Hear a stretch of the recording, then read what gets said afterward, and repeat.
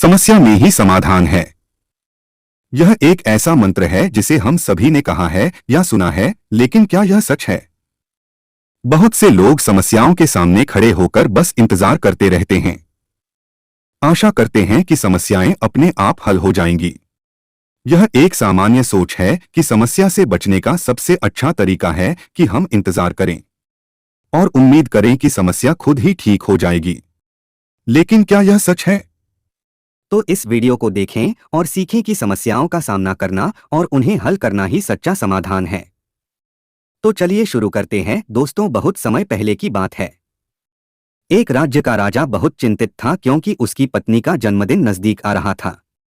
यूं तो कहने को वह राजा था, लेकिन फिर भी उनके वैवाहिक जीवन में हजारों प्रकार की समस्याएं थी। परंतु राजा जन्मदिन पर अपनी पत्नी को एक ऐसा उपहार देना चाहता था कि जिससे उनके जीवन में जो दुख है वह कम से कम उस दिन के लिए दूर चला जाए। वह अपनी पत्नी को खुश करना चाहता था, किंतु आपने देखा होगा कि यह कार्य बहुत ही मुश्किल है, क्योंकि हम आज तक किसी को खुश नहीं कर पाए। हम चाहे लाख कोशिशें ही क्यों ना कर लें, लेकिन हम कभी किसी को खुश नहीं कर पाते, क्योंकि यह खुशी राजा से बताते हैं, परंतु राजा को वहां पर उपस्थित किसी भी व्यक्ति का कोई सुझाव पसंद ही नहीं आया। एक दिन संध्या के वक्त राजा अपने रथ से कहीं जा रहा था। तभी रास्ते में उसने एक बहुत ही सुंदर मूर्ति देखी। वह मूर्ति बहुत ही सुंदर और आकर्षक थी। उसे देखकर ऐसा प्रतीत होता था मानो उस मूर्ति में जान हो। उस मूर्ति को देखकर राजा बहुत प्रसन्न हुआ और वह तुरंत ही मूर्तिकार के पास पहुंचा और राजा उस मूर्तिकार से कहता है, तुम तो बहुत बड़े कलाकार हो, तुम्हारी मूर्तियों में चांद नजर आती है। ऐसा प्रतीत होता है कि तुम्हारी मूर्तियां जीवित है। हम तुम्हारी इन मूर्तियों को देखकर बहुत प्रसन्न हैं। हम चाहते हैं कि तुम्हारी सारी मूर्तियां हमारे दरबार में शामिल हों। यह सुनकर वह मूर्तिकार बहुत प्रसन्न हुआ, जैसे उसे कोई खजाना मिल गया है। लेकिन तभी राजा ने उस मूर्तिकार से एक और बात कही, देखो मैं चाहता हूं कि तुम मेरे दरबार में शामिल हो जाओ, किंतु उससे पहले तुम्हें हमारे लिए हमारी रानी की ऐसी मूर्ति बनानी होगी जिसे देखकर वह खुश हो जाए और अपने सारे दुख दर्द भूल जाए, और यदि तुम ऐसा ना कर सके तो मैं तुम्हारा सर धड़ से अलग कर दूंगा। राजा के मुख से यह सुनकर मूर्तिकार घबरा गया, उसके पसीने छूट गए। वह राजा को मना भी कैसे करे, इसलिए उसने ना चाहते हुए भी राजा को स्वीकृति दे दी। राजा उस मूर्तिकार की बात सुनकर बहुत प्रसन्न हुआ और वह वापस महल लौट गया। लेकिन उधर दूसरी तरफ जो मूर्तिकार अब तक बहुत प्रसन्न था, जो अपने मन से मूर्तियां बनाया करता था, जो हमेशा खुश रहता था, अब वह दुखी हो गया था। वह गहरे दुख में चला गया था। वह डर के कारण रानी की मूर्तियां बनाना शुरू करता है, परंतु जो भी मूर्ति बनाता था उस मूर्ति को देखकर ऐसा प्रतीत होता था मानो वह मूर्ति बहुत दुखी है, उसे किसी प्रकार का कोई दुख है। एक के बाद एक उसने कई सारी मूर्तियां बना डाली, परंतु कोई भी मूर्ति ऐसी नहीं थी जिसे देखकर कोई भी खुश हो सके, जिसे देखकर यह प्रतीत हो कि मानो उस मूर्ति में जान है, और वह मूर्ति देखकर कोई भी अपना दुख भूल जाए। और यह इस कारण हो रहा था क्योंकि मूर्तिकार भीतर से बहुत दुखी था, जो उसकी मूर्तियों के रूप में साफ और स्पष्ट नजर आ रहा था। राजा ने उस मूर्तिकार को 1 सप्ताह का समय दिया था, किंतु 4 दिन तो उसने यूं ही व्यर्थ कर दिए। अब उसके पास केवल 3 दिन का ही समय बचा था, जिसके बारे में सोच सोचकर उस मूर्तिकार रहा था। डर के कारण अब उसके हाथ पैर भी काम करना बंद कर चुके थे। उसके हाथ से हथौड़ी और छीनी तक नहीं चल रही थी, और उसे अपना भविष्य नजर आ रहा था। उसे नजर आ रहा था कि राजा उसे मृत्युदंड दे रहा है। उसके बाद उसके परिवार का क्या होगा, उसके परिवार को कौन संभालेगा, ये सोच सोचकर उस मूर्तिकार का मन बैठा जा रहा था। तभी उसने एक योजना बनाई। वह अपने परिवार को साथ लेकर रात ही में गांव छोड़कर चला जाएगा। यह सोचकर वह तुरंत घर लौटा। उसने सारा सामान बांधा, अपनी पत्नी और अपने बच्चों को भी तैयार किया। वो जैसे ही घर से निकलने वाला था कि तभी उसने देखा कि राजा के सिपाही वहां पर तैनात है। यह देखकर वह मूर्तिकार और भी घबरा गया। वह समझ नहीं पा रहा था कि क्या करें। यदि वह यहां से भागने की कोशिश करता है और पकड़ा जाता है तो राजा उसके साथ साथ उसके परिवार को भी मृत्यु दंड दे देंगे। वह कुछ समझ नहीं पा रहा था। तभी वह जमीन पर बैठ गया और रोने लगा और अपनी पत्नी से कहता है, अब से तुम्हें बच्चों का ख्याल रखना होगा। मेरा और तुम्हारा साथ यही तक था, क्योंकि राजा ने जिस प्रकार की मूर्ति का मुझे आदेश दिया है, मैं उस प्रकार की मूर्ति नहीं बना पा रहा। जिस कारण राजा मुझे मृत्युदंड दे देंगे, वो मेरा सर धड़ से अलग कर देंगे और उसके बाद तो तुम्हें ही बच्चों का ख्याल रखना होगा। इतना कहकर वो जोर जोर से फूट फूट कर रोने लगा। देखते ही देखते रात बीत गई और अगले दिन सुबह सुबह उस मूर्तिकार के दरवाजे पर एक गुरु भिक्षा मांगने आए। मूर्तिकार ने उन्हें भिक्षा लाकर दी तो मूर्तिकार बहुत परेशान लग रहा था, जिसे देखकर गुरुवर उस मूर्तिकार से कहते हैं, बेटा हमारे जीवन में दुख और सुख तो आते ही रहते हैं, हमारे जीवन में दुख और समस्याएं तो होती ही हैं, किंतु इन सभी दुख और समस्याओं का समाधान और निवारण भी होता है, परंतु हम केवल दुख और समस्याएं ही देखते हैं। उन दुख और समस्याओं के छिपे निवारण और समाधान को हम कभी नहीं देख पाते।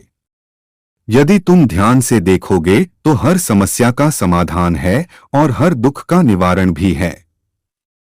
मैं यह अच्छी तरह जानता हूं कि तुम यहां से अपनी पत्नी और बच्चों को लेकर भाग जाना चाहते थे, किंतु ऐसा हो नहीं सका।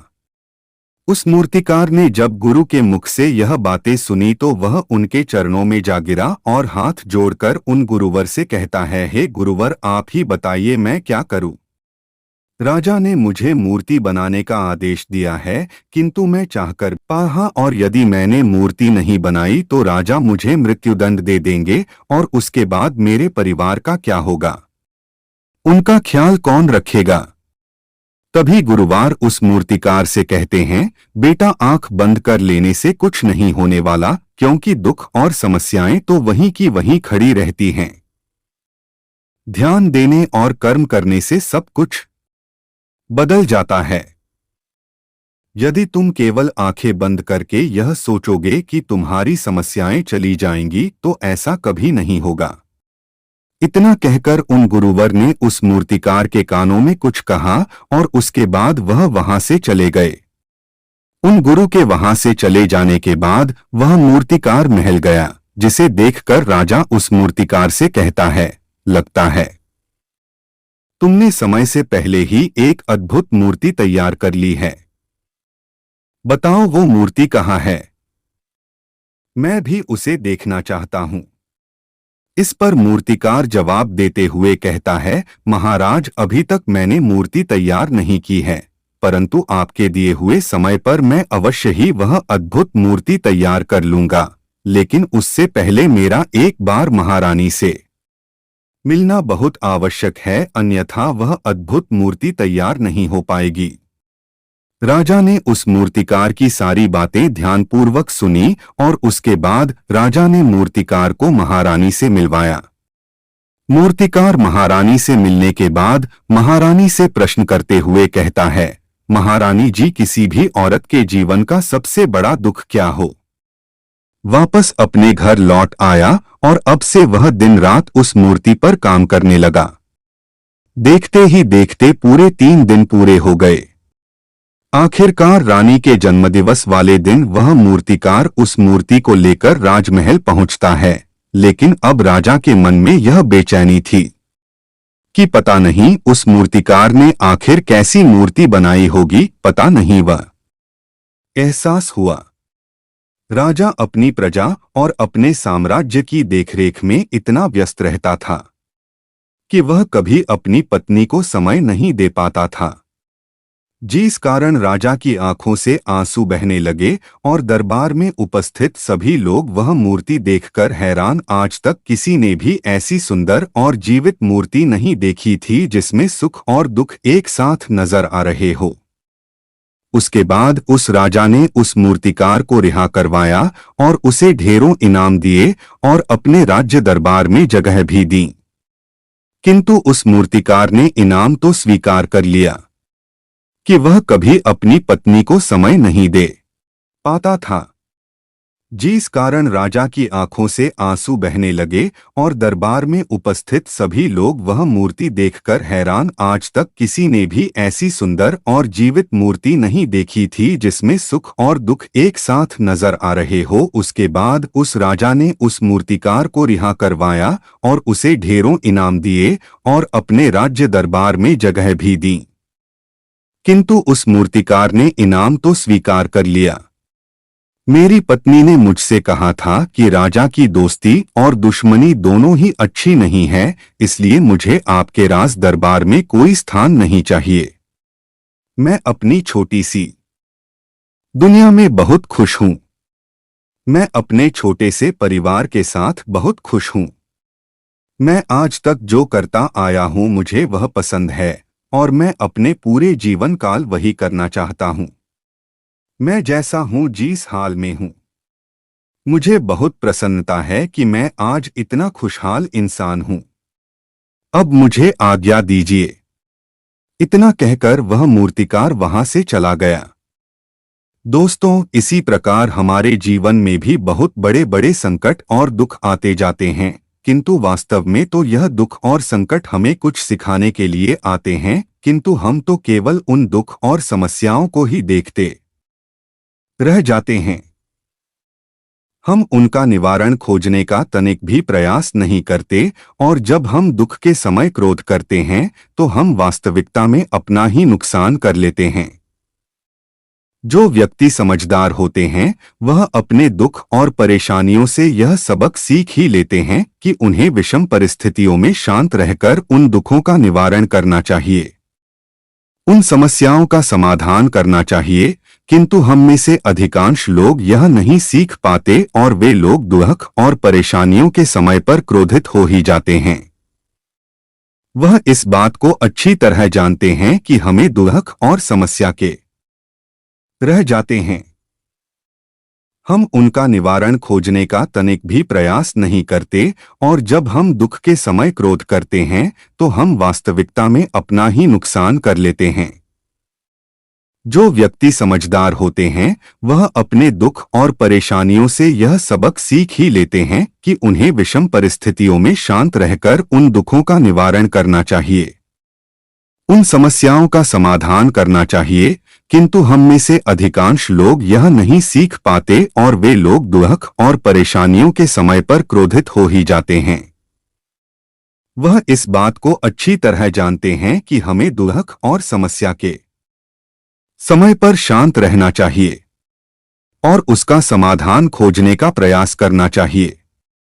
किंतु हम बार बार वही गलती दोहराते रहते हैं। जब भी हमारे सामने कोई विषम परिस्थिति उत्पन्न होती है तो हम बार बार क्रोधित हो जाते हैं और क्रोध में आकर हम अपना ही नुकसान कर लेते हैं, क्योंकि क्रोध में हम कभी भी कोई चीज सीख नहीं सकते। क्रोध में हमारा मस्तिष्क काम करना बंद कर देता है और उसे केवल वह परिस्थिति नजर आती है, वह समय नजर आता है जो उसके खिलाफ है और जो जीवन के दुखों से, इन समस्याओं से कुछ सीख नहीं पाता। ऐसा व्यक्ति पूर्ण रूप समय पर शांत रहना चाहिए और उसका समाधान खोजने का प्रयास करना चाहिए। किंतु हम बार बार वही गलती दोहराते रहते हैं। जब भी हमारे सामने कोई विषम परिस्थिति उत्पन्न होती है तो हम बार बार क्रोधित हो जाते हैं और क्रोध में आकर हम अपना ही नुकसान कर लेते हैं, क्योंकि क्रोध में हम कभी भी कोई चीज सीख नहीं सकते। क्रोध में हमारा मस्तिष्क काम करना बंद कर देता है और उसे केवल वह परिस्थिति नजर आती है, वह समय नजर आता है जो उसके खिलाफ है और जो जीवन के दुखों से, इन समस्याओं से कुछ सीख नहीं पाता। ऐसा व्यक्ति पूर्ण रूप से एक दलदल में फंसे हुए इंसान की तरह है, जो परिस्थितियों के दलदल में कुछ इस प्रकार फंस चुका है कि वह वहां से निकल नहीं सकता। फिर वह चाहे कितना भी हाथ पैर क्यों ना मार ले, और जितना हाथ पैर मारेगा वह उतना ही उस दलदल में फंसता चला जाए। जबकि आपको हाथ पैर ना मारकर बल्कि शांत रहकर अपने मस्तिष्क का प्रयोग करना चाहिए और यह सोचना चाहिए कि इस दुख, इस समस्या और इस विषम परिस्थिति का समाधान क्या हो सकता है। किंतु आप तो अपने आप को पहले से ही दलदल में डाल चुके हैं और ऐसी स्थिति में आप बाहर निकलने के बारे में ना सोचकर लगातार और हाथ पैर मारकर आप अपने आप को उस दलदल में और भी नीचे डुबाते जा रहे, तो ऐसी परिस्थिति में आप भला उस समस्या, उस परिस्थिति का सामना कैसे करेंगे, वहां से बाहर कैसे निकलेंगे। और वहीं पर जो व्यक्ति थोड़े भी जागृत हैं, जो दुख और समस्याओं का निवारण और समाधान खोजने में वास्तव में अपना समय लगाते हैं, वह यह जानते हैं कि निवारण और समाधान एक हीरे की तरह है। वह हीरे की खान की तरह है। जिस प्रकार एक हीरे को ढूंढा जाता है, फिर उसे तराशा जाता है, जिसके बाद उस हीरे की कीमत बहुमूल्य हो जाती है, ठीक वैसे ही दुख और समस्या में समाधान और निवारण खोजने की आवश्यकता होती है, और वह हमें खोजने भी चाहिए। और जब आपको मिल जाते हैं, तब आपको एक ऐसी संपदा मिलती है, एक ऐसी समझ, एक ऐसा विश्वास, एक ऐसी शक्ति मिलती है कि उसके बाद आपके सामने जब भी कोई समस्या या कोई परेशानी आती है, तो आप अकेले नहीं होते, बल्कि आप यह समझ जाते हैं कि वह विषम परिस्थिति आपको कुछ सिखाने आई है और आप उसका डटकर सामना करते हैं। उससे वह सारी चीजें सीखते हैं जो वह आपको सिखाना चाहती है, और उसके बाद आप और भी मजबूत होते चले जाते हैं। आपका विश्वास और भी बढ़ता चला जाता है। आप और भी शक्तिमान और बलवान होते चले जाते हैं। इसीलिए महात्मा बुद्ध कहते हैं कि यदि दुख है तो उसका निवारण भी है, यदि समस्या है तो उसका समाधान भी है। इसलिए केवल दुख में उलझे मत रहिए, बल्कि उस दुख का निवारण कीजिए। और यही आपको करना चाहिए। केवल हाथ पर हाथ धरे बैठे रहने से या फिर यूं ही समय को व्यर्थ गंवाने से आपको कभी भी उसका निवारण नहीं मिलेगा, बल्कि जितना आप उस दुख और समस्या से अपनी जान छुड़ाकर भागने की कोशिश करेंगे, उतनी ही तीव्रता से आपके पीछे भागेगी। और जैसे जैसे समय बीतता जाएगा, वह दुख और समस्या और भी विकराल रूप ले लेगी, और तब उसका सामना करना और भी मुश्किल हो जाएगा। इसलिए यदि कोई दुख और समस्या अभी आपके सामने है, तो उसे लड़िए, डटकर सामना कीजिए, उससे सीखिए और निवारण कीजिए। दोस्तों, आपने आज के इस वीडियो से क्या सीखा वो मुझे आप कमेंट में बता सकते हैं। इसी के साथ में उम्मीद है कि आपको आज की वीडियो पसंद आई होगी। चैनल को लाइक और सब्सक्राइब करें। धन्यवाद।